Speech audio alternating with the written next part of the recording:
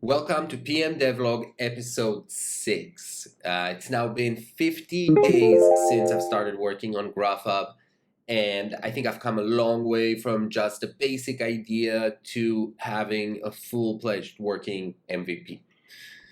The largest achievement I've made this week is that I finally had time to shave. Uh, but no, on a more serious note, GrpahHub is now officially hosted on grphub.net. Go check it out. It has its own domain. Yeah, what else is there to say? So this week's episode closes out all the final features I discussed last time that I needed in order for GrpahHub to actually be functional.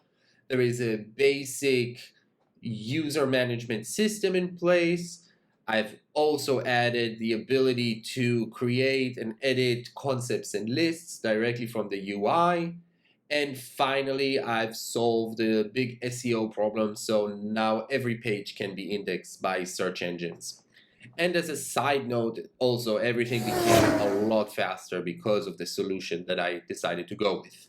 So yeah, let's check it out. On GrpahHub, it is now possible to modify concepts and lists directly from the UI. From the Graph toolbar menu, I'm going to select Add Concept, and let's give it a label Demo Concept with some generic description. This is a good start. Here we go. Now I can search for this concept, and I'm on an empty concept page with the label and description. Now from here I can further edit this concept. GrpahHub actually supports giving any markdown or HTML input, which will be shown on the concept page. So let's put that in there. From here, I'm also going to add some relationships.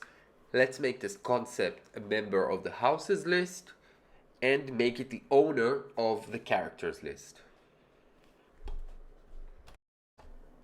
After I refresh the concept, I can now see the markdown that I added with the title and text.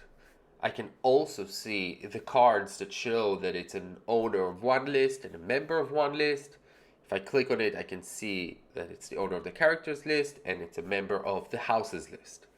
From here, I can navigate directly to the houses list. And if I scroll down, looking at all the members, I can see Demo Concept is now a member of this list. Hey, that's pretty good. If I jump over to the characters list, I can also see above the title that Demo Concept is the parent concept now of this list. The next exciting update is that I finally added a new user role system. The reason that all the changes that I made actually applied are because I was logged in as an admin. But GrpahHub also supports graph editing for anonymous users or users who are not logged in. Let's see how that actually works. Here, an anonymous user is trying to change several fields on a certain concept in the graph.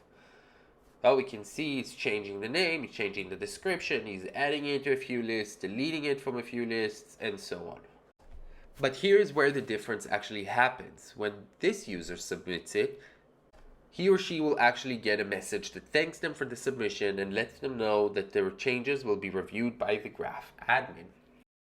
Now this is where the magic actually happens.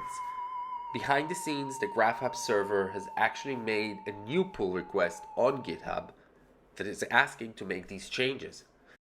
The server creates a detailed description of what this user actually wants to change in the graph and creates a new commit for each file that was changed. I can go into the file and I can see exactly what change was made on what piece of information. Hey, that's pretty good. For example, here we can see that the green section shows the title and description has an A added at the end. I can also open the other file, and here I can see that one relationship was removed and one relationship was added to this list. As a moderator, if I like those changes, I can now merge the pull request, which will then in turn update the graph. The system still has a lot of room for improvement, but for now it gets the job done.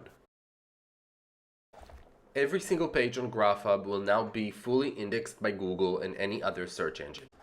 Supporting this was actually one of the biggest technical challenges I've had so far building this app.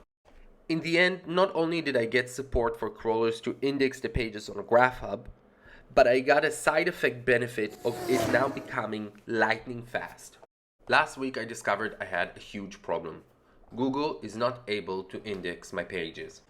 Blazor comes in two flavors, Blazor WebAssembly and Blazor Server. I chose to go with WebAssembly, which in essence downloads all of the app logic to the user's browser. Once the app is downloaded, this is a great option.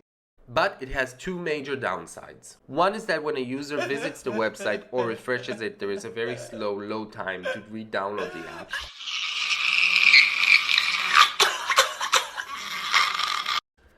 But what I didn't know is that Google will actually only look at the original page that it was given. So in this case, all it would see is a loader with the 100.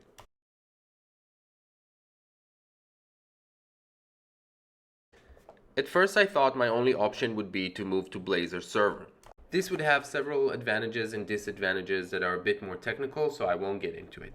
The final solution I found allows me to still use Blazor WebAssembly, but does something called server pre-rendering, which basically means when a user makes his first request and the app is downloading, the server will actually send a pre-rendered version of the page that both the user and Google can use. Here we can see it in action.